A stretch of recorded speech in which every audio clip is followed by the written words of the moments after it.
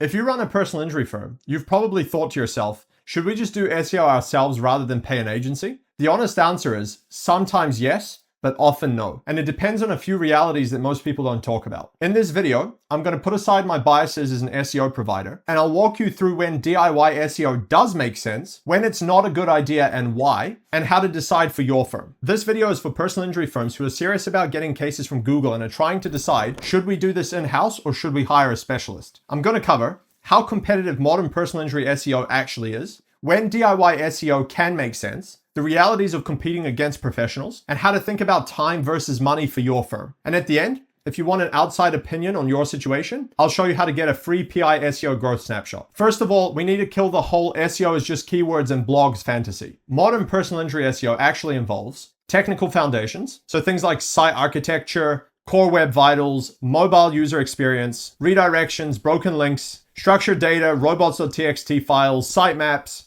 404s, etc. Now, one wrong setting with the robots.txt file or indexing settings can make half your site unreadable by Google. Then there's algorithm and AI changes. Google is constantly updating their algorithms. Things like helpful content, spam updates, core updates, etc. And now you've got AI in the mix as well, which doesn't always work on the same rules as Google does. You've got AI overviews, SGE, and tools like ChatGPT, which have changed how people search and get answers. You now have to adjust your content to show up in AI summaries and snippets. Then you've got the AI content risk. Yes, AI can help you draft content. See my whole video on how to use that effectively. I'll put a link above in the description below. But generic what to do after a car accident posts, without any sort of editing or real experience, just get filtered out. You need to inject real knowledge, local detail, and proof that it's actually written or checked by an attorney. Then you've got the penalty risk, keyword stuffing, cheap backlink programs, thin content. These can all destroy your site's trust and take months to repair. This is not just watch a few YouTube videos and wing it on the weekends type work, especially when it comes to PI. When DIY SEO can make sense, there are situations where doing your own SEO can be a reasonable move. So firstly, if you or someone on your team can commit roughly 10 to 15 hours a week, that includes learning, writing, optimizing, and analyzing the results, and you're willing to do that consistently for 12 to 18 months, not just 3. Secondly, when you have a tech-savvy person in the firm who's comfortable with the website or WordPress, Google Search Console, and basic HTML and CSS, who can run tools, reports, and implement changes without freezing. And 3, your budget is genuinely tight. If you cannot afford to pay someone to do SEO at all, then DIY and best practices are still better than doing nothing. You can at least get the fundamentals, which is a clean technical base, decent service pages, and a few decent articles per month to support them. And lastly, if you want to learn the skill deliberately. If you like the idea of understanding how all this works so that you can judge agencies later, and you treat SEO as a business skill to learn, not just something you'll half-ass in between depositions, then this could work. But if you don't meet all of these criteria,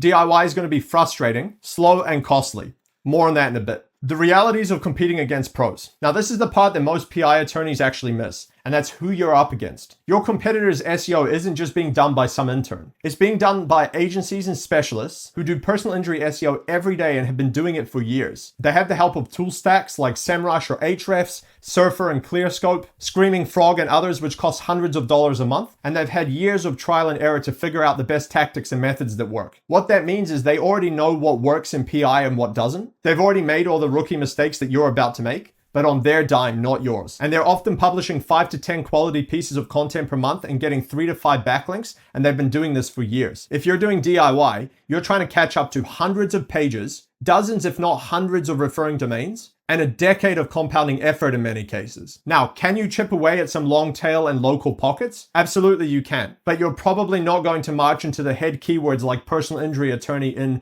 my city anytime soon. Now, time versus money, the real trade-off. This is where things get simple. Figure out your effective hourly rate as an attorney. Let's say that that's $400 an hour. Now imagine that you spend about 10 hours a week trying to figure out and do SEO for your site. That's $4,000 a week, or roughly $16,000 a month that you're spending in time and opportunity cost. And even if your numbers are lower, the lost legal work plus the slower SEO learning curve timeline ends up costing you much more than if you just hired someone who knew what they were doing in the first place. So DIY can make sense if you're early in your firm, have some time and genuinely enjoy this stuff, or if you're in a very small market and just need basic visibility. But if you're in a competitive PI market and you're doing real revenue, the math almost always tilts towards getting help on at least on the the technical setup, the strategy, and the initial build out of your service pages and content plan. Now, you can approach this as a hybrid approach, so you don't have to necessarily always do all DIY or all agency. An option that some firms do includes letting the pros handle things like the technical audit and fixes, the strategy, content plan and link strategy, and the on-page templates and the few key service pages. And then you and your team can handle answering client questions as the content, reviewing and editing AI drafts for legal accuracy, and recording videos and giving raw material. Or the other alternative you can have is you can start DIY if you genuinely cannot afford it. And then when you start bringing in some cash, graduate to hiring a professional to speed up the process. So, should personal injury firms do SEO themselves? If you have the time, you're comfortable with the tech, and you're in a smaller market, then DIY fundamentals can absolutely move you forward. But if you're in a serious PI market, you're already busy handling legal cases, and you want meaningful results in under a few years, then you're usually better off getting specialist help. Now, if you want an honest look as to where your firm currently stands, I offer a free PI SEO growth snapshot. I'll take a look at your site, your content, and your competitors, tell you if DIY is a realistic option or if you're way behind, and send you a short video with the next 3 to 5 moves that I would prioritize in the next 90 days. The link is in the description below and in the pinned comment. If you click that, fill out the short form, I'll shoot that over to you. Otherwise, hope you enjoyed this one. See you on the next one.